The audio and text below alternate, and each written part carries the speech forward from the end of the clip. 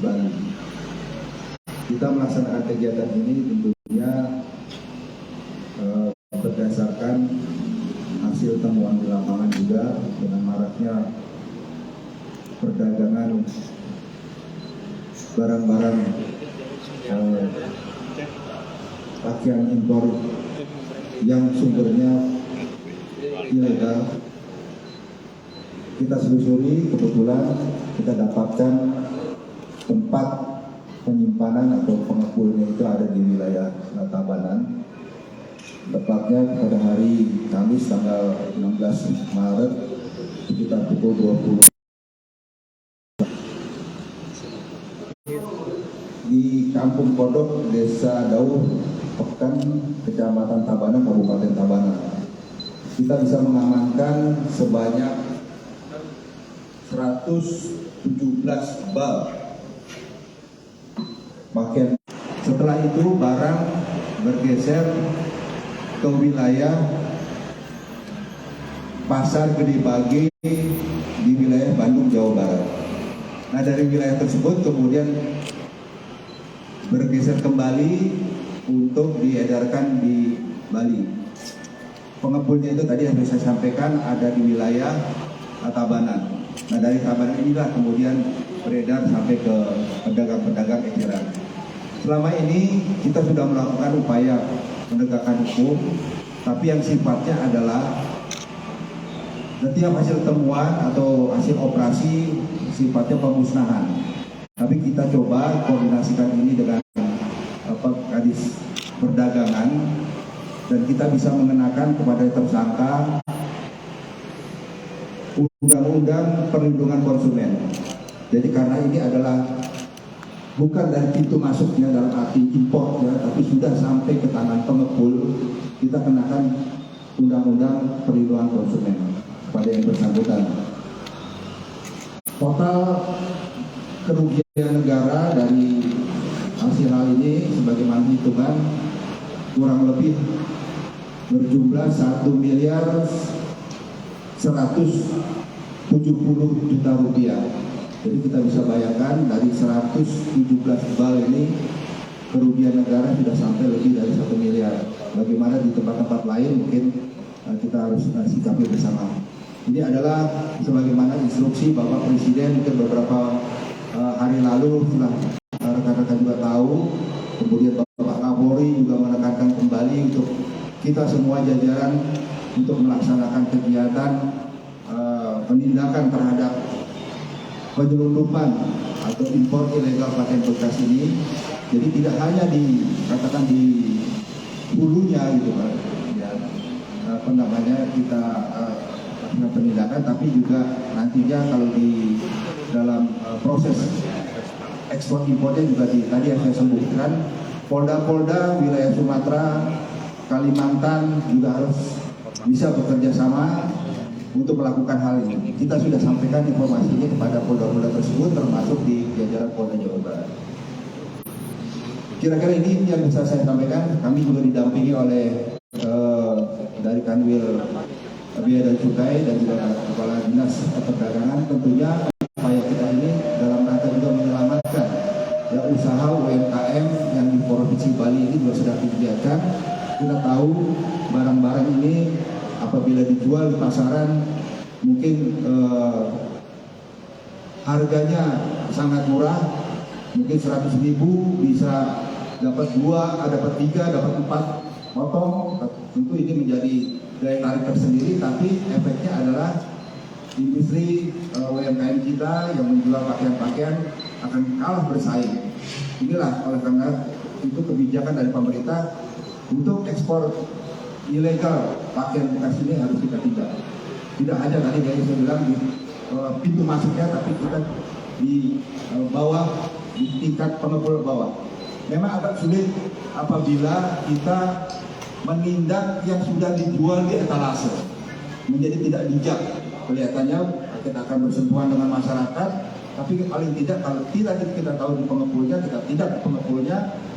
Mudah-mudahan nanti lambat laun di peredaran di wilayah-wilayah di tempat penjualannya juga akan bisa kita atasi.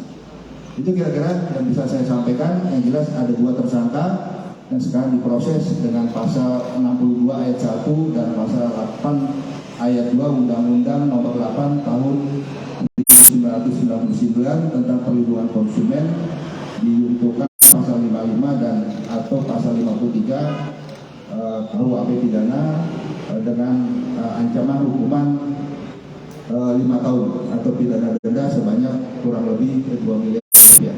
Ini kira-kira pasal yang kita kenakan. Mungkin ada pertanyaan Pak?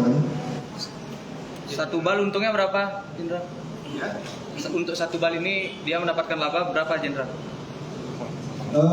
Dari labanya ini kita kemarin juga sudah berhasil kita sita hasil penjualan dari 10 bal ya, dari 10 bal ini senilai 20 juta rupiah ya. Ada 10 bal itu kalau dinilai 10 juta rupiah. Ini ada barang buktinya, ini keterangan dari tersangka seperti itu. Mereka ini sudah beroperasi berapa lama? Menurut keterangan sudah 2 tahun. Sudah 2 tahun, tapi saya katakan kita bukan 2 tahun itu diam ya. Bukan berarti upaya kita adalah setiap ada kegiatan seperti ini dulunya adalah pemusnahan ya. Ketangkap dimusnahkan, ketangkap dimusnahkan. Tapi kita coba dengan undang-undang perlindungan konsumen, kita sudah konsultasikan dan ini bisa dikenakan seperti itu ya. Jadi ada efek yang lebih kita harapkan punya pengaruh nantinya, tidak hanya sekedar pemusnahan. Atas bagaimana dengan para pengecer yang pengecer nanti kita ada Pak Kadis Perdagangan, mungkin seperti tadi kita akan bisa menambahkan keterangan yang jelas. Kalau sumbernya ini sudah kita stop, kan pasti di bawahnya juga tidak ada. Tadi kan saya sampaikan menjadi tidak terlalu bijak kalau sudah dijual di etalase, ya sudah di etalase, dijejer terus kita ambil. Yang kita cari adalah di mana pengepulnya, di mana sumbernya. Nah kita dapatkan di Bali adalah di wilayah Tabanan, inilah sumbernya yang untuk mendistribusikan di wilayah Bali.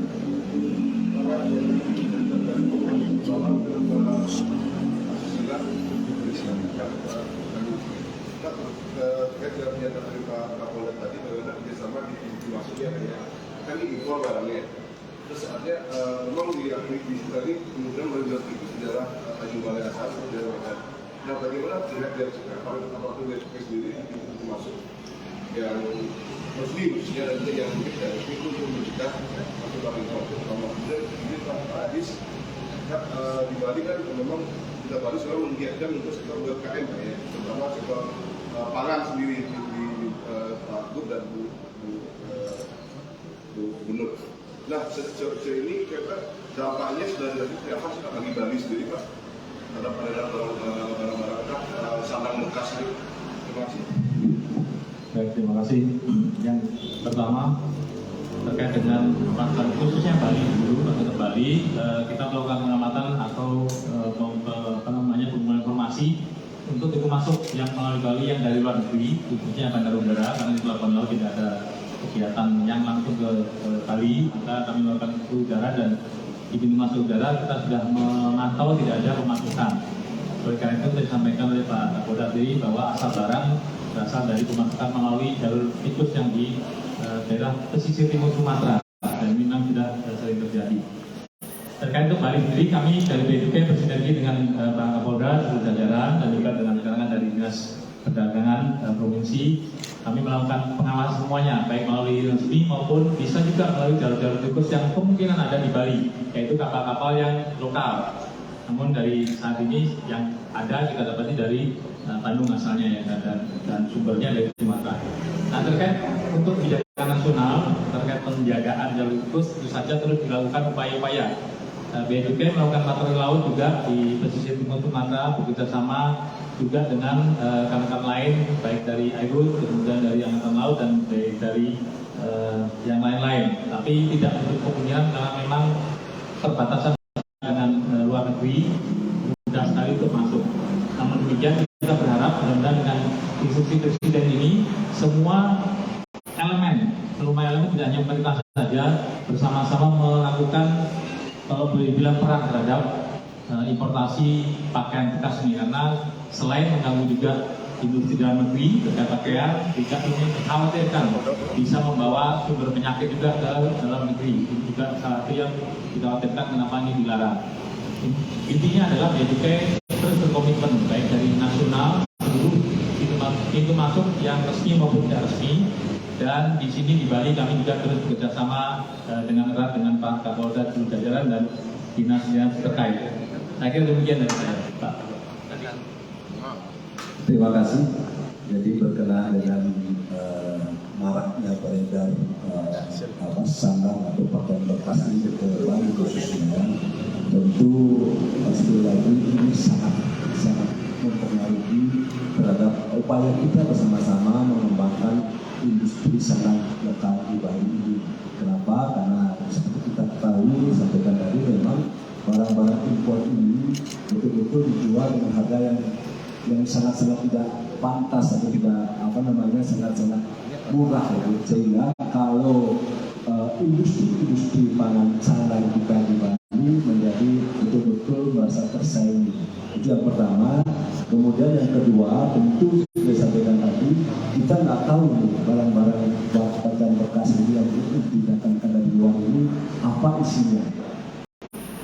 Kami yakini walaupun mungkin nanti ada uji lainnya, pasti ada penyakit atau sesuatu yang tentu tidak baik untuk kita pergunakan. Ya, ini akan sangat merugikan para konsumen kita. Jadi karena bahan-bahan bekas ini tentu bisa berdampak kepada beberapa penyakit yang mungkin bisa menimpa masyarakat penggunanya.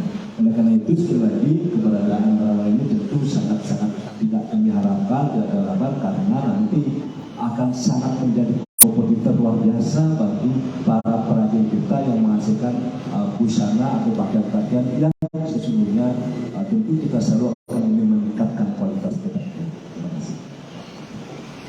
Apakah data berjuang itu dan kami Bali dengan adanya barang bekas pakaian bekas?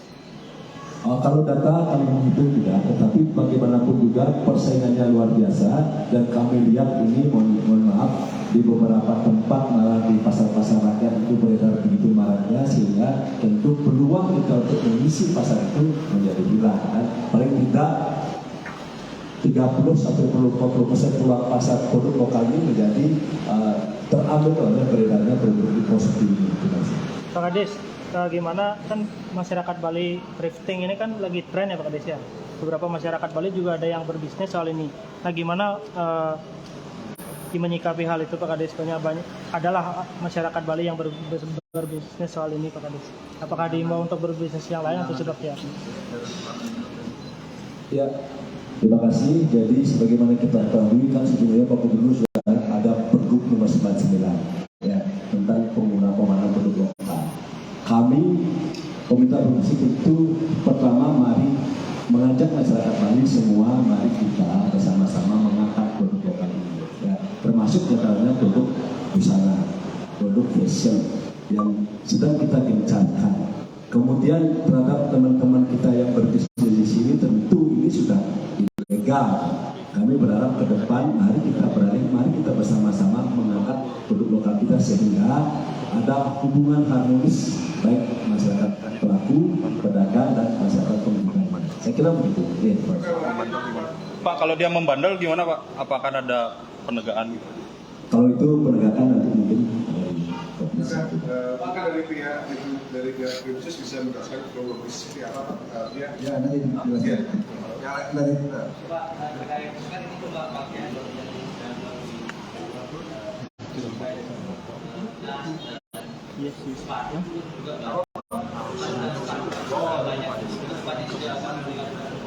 sama, kan itu sama juga dengan pakaian ya istilahnya, sandang gitu ya. Kalau kita dapat, kita akan tindak sesuai dengan aturannya. Ya, prinsipnya seperti itu. Ya, ini kita kebetulan pengepul yang di Bali ini adalah pengepul barang pakaian impor bekas. Mungkin ada di suatu tempat lagi, mungkin ada informasi dari masyarakat tentunya atau dari intelijen kita, nanti kita tindak lanjut. Dalam jaringan ini apakah hanya kedua tersangka ini apa ada pelaku lain yang masih dalam penyelidikan? Nanti dijelaskan oleh Pak Krimsus. Yang jelas kita sudah bisa mengamankan dari 2 gudang ya. dua gudang ini adalah pemilik yang bersangkutan, Pak. Ya, pemilik gudang yang mengusahakan usaha ilegal ini. Ya, dari J dan B tadi. Ada lagi?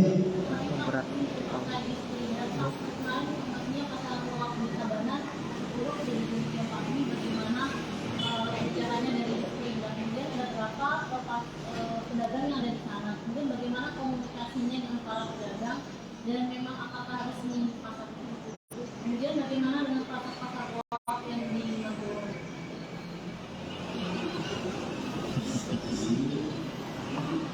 Terima kasih.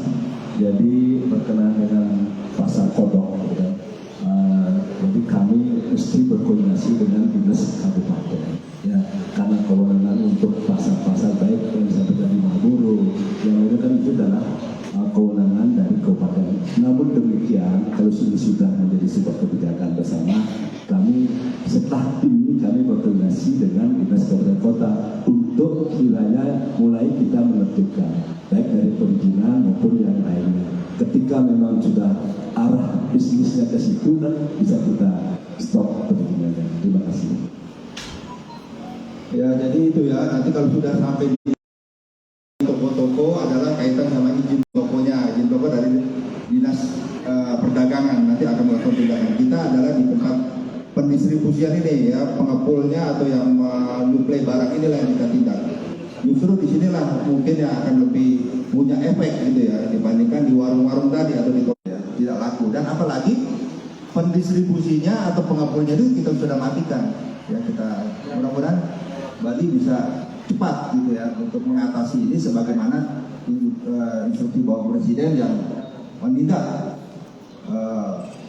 penyelundupan atau impor ilegal pakaian bekas ini karena sangat merugikan dan mematikan industri tekstil di Indonesia tentunya. Ada lagi? Kalau tidak ada tadi kaitan sama kronologis pengungkapan Pak Irfan silakan. Terima kasih. Jadi rekan-rekan sekalian, seperti yang di awal sudah disampaikan Bapak Kapolda bahwa berawal dari adanya informasi, kemudian kita lidik dan kita temukan ternyata ada gudang yang digunakan tempat penampungan dari barang-barang impor yang bekas yang masuk ke Indonesia.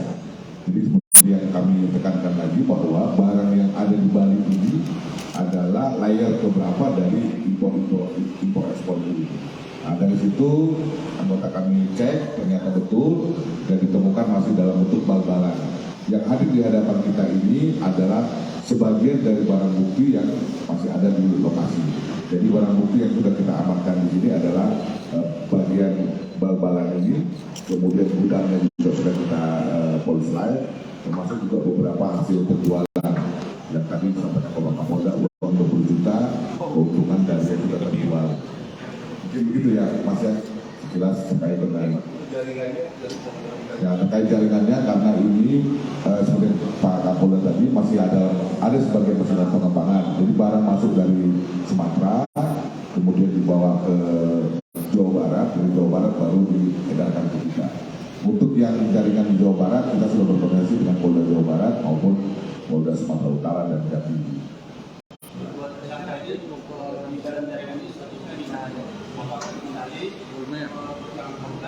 Nah dia pengedar terakhir, ya, jadi dia membeli dari yang memasok gitu. Nah, kemudian dari dia lah diedarkan ke toko-toko yang ada di Bali.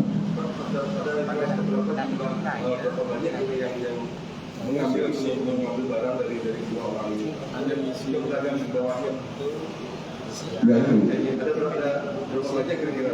Nah itu kalau jumlah berapa pembelinya yang lain masih dalam pengembangan kita ya, karena kita masih berproses gitu ya. Jelas dari dia ini yang diedarkan gitu. Seperti di daerah Pasar Kodok tadi yang dibilang sama Ibu, itu juga sebagian ada yang mengambil dari kita. Dari mereka.